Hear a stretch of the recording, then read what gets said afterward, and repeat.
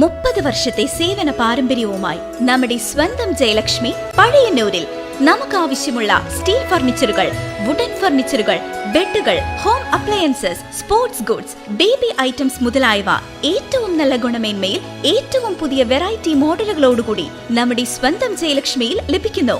Jayalakshmi furniture, home appliances and sports goods, main road, Pazhayannur.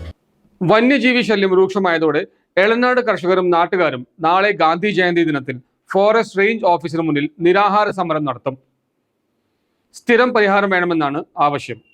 വന്യമൃഗങ്ങളുടെ ശല്യം രൂക്ഷമായതിനെ തുടർന്ന് പരിഹാരം കാണണമെന്നാവശ്യപ്പെട്ട് കർഷകരും നാട്ടുകാരും നാളെ ഒക്ടോബർ 2 ഗാന്ധി ജയന്തി ദിവസം എളനാട് ഫോറസ്റ്റ് റേഞ്ച് ഓഫീസിന് മുന്നിൽ നിരാഹാര സമരം നടത്താൻ തീരുമാനിച്ചു. അടുത്തിടെയായി വന്യമൃഗങ്ങളുടെ ശല്യം ഏറ്റവും കൂടുതൽ അനുഭവിക്കുന്ന പഴയന്നൂർ പഞ്ചായത്തിലെ എളനാട് നിവാസികളാണ് സമരത്തിന് നേതൃത്വം നൽകുന്നത്.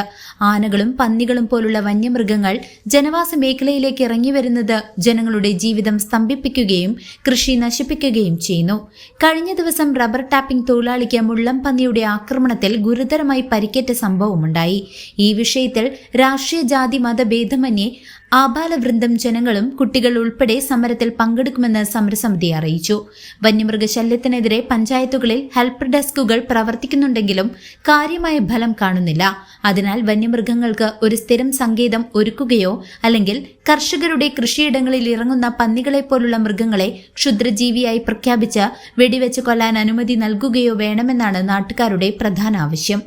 പഴയതുപോലെ കൃഷിയെ സംരക്ഷിക്കാനായി തോക്കുകൾ ഉപയോഗിക്കാൻ കർഷകർക്ക് അവസരം നൽകണമെന്നും അവർ ആവശ്യപ്പെട്ടു. ഒരു 2 ആഴ്ചയായിട്ട് നമ്മുടെ പഞ്ചായത്തുകൾ ഹെൽപ്പ് ഡെസ്കുകൾ പ്രവർത്തിക്കുന്നുണ്ട്, ഓരോ പഞ്ചായത്തുകളിലും.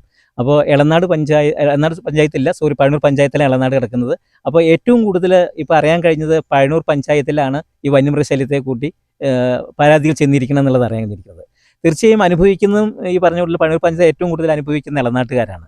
അപ്പോൾ അതുകൊണ്ട് തീർച്ചയായും ഈ നാളെ, അതായത് ഗാന്ധി ജയന്തി ദിവസം, ഞങ്ങളൊരു നിരാഹാര സമരം നടത്താൻ തീരുമാനിച്ചിരിക്കുക.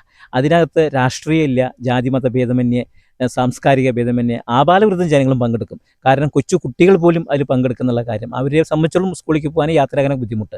റബ്ബർ ടാപ്പിംഗുകാർക്ക് വെളിച്ചാകുമ്പോൾ വന്നപ്പോൾ മുള്ളംപന്നി വീശിയിട്ട് അയാളെ മേല് മുള്ള് തളച്ച് കയറി, ഈ മുള്ളംപന്നിരെ. എന്നിട്ട് ഹോസ്പിറ്റലിൽ കൊണ്ട്, ഓട്ടുപാറ ഹോസ്പിറ്റലിൽ കൊണ്ട്, ചില പറ്റില്ലേ പറഞ്ഞു, ഓട്ടുപാറ ഹോസ്പിറ്റലിൽ പോയിട്ടാണ്. അപ്പോൾ ജനവാസ മേഖലയിൽ വിറ്റ് ഇറങ്ങുന്നത് വലിയ കഷ്ടമാണ്. കാരണം ജനവാസ മേഖലയിൽ ഇറങ്ങിക്കഴിഞ്ഞാൽ ജനങ്ങളുടെ ജീവിതം സ്തംഭിച്ചിരിക്കുന്നത്. അതുകൊണ്ട് തീർച്ചയായും ഇതിനൊരു പരിഹാരം കാണണം. ഇത് വന്യമൃഗ അല്ലെങ്കിൽ ഒരു കാര്യം, ഇപ്പോൾ മയിൽ സങ്കേതമാക്കി, അതേപോലെ ഞങ്ങളുടെ സ്ഥലങ്ങൾ വന്യമൃഗങ്ങൾക്ക് താമസിക്കാനുള്ള സങ്കേതമാക്കി മാറ്റുന്നതിന് ഞങ്ങൾക്ക് വിരോധമില്ല. പുത്തൂർ മൃഗശാല തുടങ്ങുന്നുണ്ട്, അതേപോലെ എവിടെയും തുടങ്ങിക്കോട്ടെ, ഞങ്ങൾക്ക് വിരോധമില്ല. ഈ കണ്ട പന്നികളൊക്കെ ആട്ടിമുളച്ച് ഞങ്ങളെ കൊണ്ട് ചെയ്യിപ്പിക്കാൻ, അല്ലാണ്ട് ഇത് പന്നികളെ ഒരു ക്ഷുദ്രജീവിയായി പ്രഖ്യാപിക്കണം. അപ്പോൾ അടുത്ത ദിവസം പറഞ്ഞു കേട്ടത്, ക്ഷുദ്രജീവിയായി പ്രഖ്യാപിച്ചാൽ അവരുടെ ജനങ്ങൾക്ക് വെടിവെച്ച് കൊല്ലുകയും മാംസം ഭക്ഷിക്കാൻ പറ്റുമെന്ന് പറയുന്നത്. ഇത് പണ്ടുണ്ടായിരുന്നല്ലോ. ഈ പാടത്ത് പന്നികളെ വെടിവെച്ച് കൊന്നിട്ട് ഇവിടെയൊക്കെ പങ്കിട്ട് കൊടുത്തിട്ടുണ്ടായിരുന്നു. അപ്പോൾ ഈ പന്നി കൊണ്ട് നമുക്ക് എന്തോ ഉപകാരമുള്ളത്? അതിൻ്റെ പേര് പോലെ തന്നെയാണ് അത്. അതുകൊണ്ട് അതിനൊരു ക്ഷുദ്രജീവിയായി പ്രഖ്യാപിക്കണം എന്നാണ് ഞങ്ങളുടെ ആവശ്യം. ഇവിടുത്തെ കിഫ പ്രത്യേകിച്ചും പറയുന്നു, ഇതിനെ ഒരു ക്ഷുദ്രജീവിയായി പ്രഖ്യാപിച്ച് ഞങ്ങളുടെ ഭൂമിയിൽ ഇറങ്ങുന്ന വന്യമൃഗങ്ങളെ ഞങ്ങൾക്ക് വെടിവെച്ച് കൊല്ലാനുള്ള അവകാശം ഞങ്ങൾക്ക് തരണം. അതാണ് ഞങ്ങൾക്ക് പറയാനുള്ള മുദ്രാവാക്യം. വേറെ ഒന്നും ഞങ്ങൾക്ക് പറയാനില്ല. ഇനി എന്തൊക്കെ ഭേദഗതികൾ വരുത്തിയാലും അതിനുള്ള ഞങ്ങളുടെ തോക്കുകളൊക്കെ, എൻ്റെ അച്ഛൻ തോക്കുണ്ടായിരുന്നു, ആ തോക്കുകളൊക്കെ റീഫണ്ട് ചെയ്തിട്ടുണ്ട്. അപ്പോൾ ആ തോക്കുകളൊക്കെ ഞങ്ങൾ കൃഷിയെ സംരക്ഷിക്കാനായിട്ട് തന്നിരുന്നു, അല്ലാണ്ട് വെടിവെക്കാനോ മറ്റുള്ളവർ ഉപദ്രവിക്കാനല്ല.